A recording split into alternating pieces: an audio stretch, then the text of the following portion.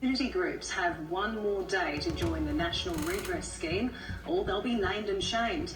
2 years after the Royal Commission into institutional responses to childhood sexual abuse, organisations could lose their charity status and face further financial penalties. Lynn has built a good life, but it's been hard won. She was sexually abused as a child in the Jehovah's Witness Church. Trying to get justice has been an ongoing battle since I was a kid, and just really been amplified by the Australian Royal Commission. So the last 2 years has been very, very hard. But it started with optimism. Di remembers the joy of finally being heard at the Royal Commission into the institutional response to child sexual abuse. She heard then that there'd be a national redress scheme to counsel, compensate and apologise to more than 60,000 survivors. It's just not very long after that I realised they could have the choice of opting in. Jehovah's Witnesses did not and will not join the scheme, today telling SBS, to date, fewer than 10 applicants have named the religion, and it will respond to individual claims for redress in a fair, caring and principled manner. Free legal services aiding survivors say it means no compensation for at least 500 other people who have named institutions that won't sign on.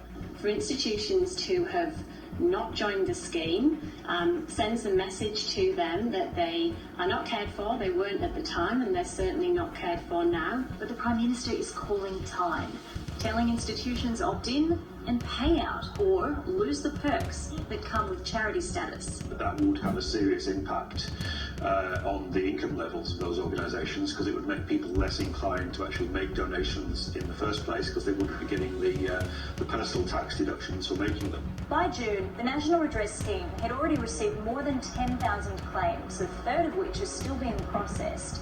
More than 2,200 payments have been made, worth more than $184 million. A review into the National Redress Scheme starts next month and will run until September. Camille Bianchi, SBS World News.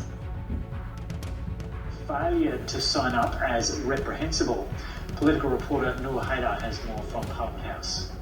For some time now, the federal government has been urging organisations to sign up to the National Redress Scheme or risk being named and shamed. Now, the scheme was a key recommendation from the Royal Commission into child sexual abuse and is designed to compensate survivors for their abuse and trauma. Now, the Prime Minister, Scott Morrison, along with the Social Services Minister, Anne Ruston, sent a letter on Friday to 25 organisations, including religious institutions and sporting bodies.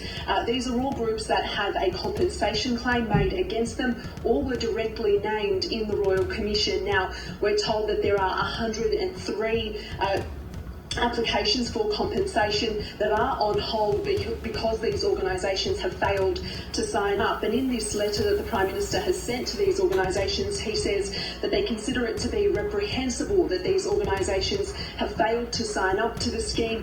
Institutions that do not provide a clear statement of intent by June 30, which is tomorrow, will be publicly identified, and the government is considering other actions, including the appropriateness of future funding and tax status.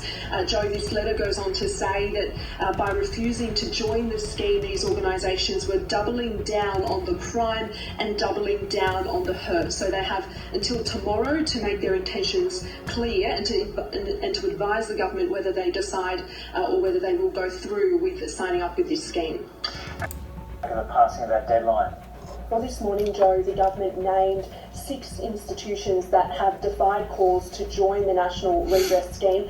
They include the Jehovah's Witnesses, the Australian Air League, Boys Brigade New South Wales, Fairbridge Restored, Lakes Entrance Pony Club and Kenja Communications. The Social Services Minister this morning also confirmed that they will no longer be eligible for any future Commonwealth funding. The government is also looking at ways to revoke tax concessions that they have through their charitable status. Now, the scheme was established after the Royal Commission into child sexual abuse as a way of compensating survivors and victims for the abuse and trauma that they suffered. The Minister says that there are 55 applications from survivors against these 6 institutions that are now on hold because they failed to join the scheme. Speaking this morning on AM, she urged them to reconsider their decision. Think about the reputational damage by you saying as an organisation that despite having a history of working with children, despite having applications against your organisation for child sexual abuse, you still refuse to accept your moral obligation and responsibility to come forward and allow these people the small thing of a bit of redress and a small amount of money to acknowledge that they actually have had wrongs committed against them. I don't understand how any organisation can take that kind of course of action.